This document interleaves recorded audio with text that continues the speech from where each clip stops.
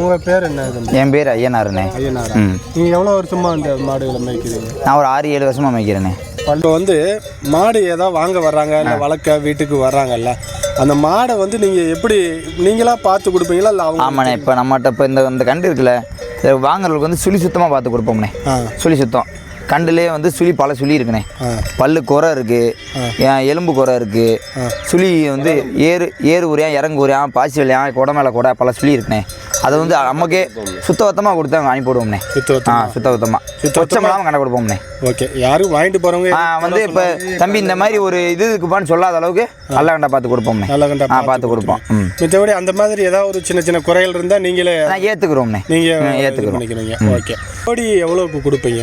இப்போ சராசரியாக வந்து இப்போ ஜோடி வந்து ஒரு 24 ரூபா சொல்லுவோம்ண்ணே. ஜோடி 24 ரூபா. ஓகே. ஒரு 2 12 ரூபா. 12 ரூபாய்க்கு ஒரு 2 12 ரூபா. ஜோடினா 24 ரூபா வரும். 24 ரூபா. இங்கே இப்போ பிறக்கிற கண்டுகள்லாம் வீட்டுகளுக்கு வளர்க்க மாடு பசுமாடை வளர்க்குறதுக்கு வாங்கிட்டு போகிறாங்களா? இந்த பொட்டை கண்டு வந்து சின்ன கண்டுலேருந்து வளர்த்தாங்கண்டா அவங்க வந்து ஆளை நம்பும்ண்ணே. நம்பு வீட்டுக்கு பாலுக்கு வாங்கிட்டு போவாங்க. சரி தம்பி நம்ம வீட்டுக்கு நாட்டு மாடு வேணும்யான்னு சொல்லி கண்டுலேருந்து வாங்கிட்டு போய் வளர்ப்பாங்கண்ணே. இப்போ பசுமாடு வீடுகளில் வளர்க்குற அது வந்து சிந்து மாடுண்ணே.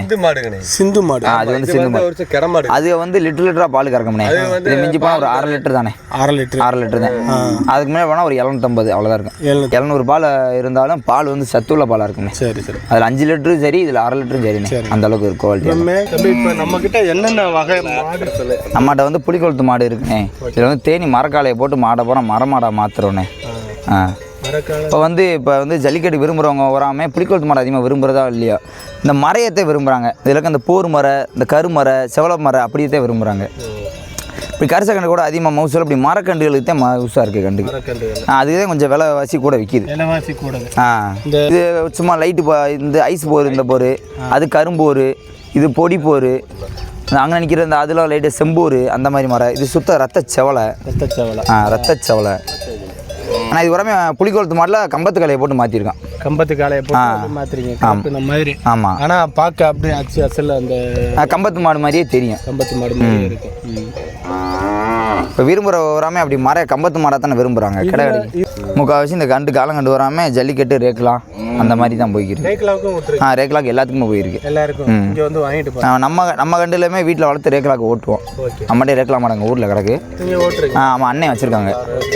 இப்போ வந்து இது வந்து எப்படி ஜோடி மாதிரி விற்பீங்களா இல்லை எப்படி சொன்னால் மொத்தமாகவும் கண்டை எடுத்து விற்றுட்டு வாங்கிட்டு போவாங்க.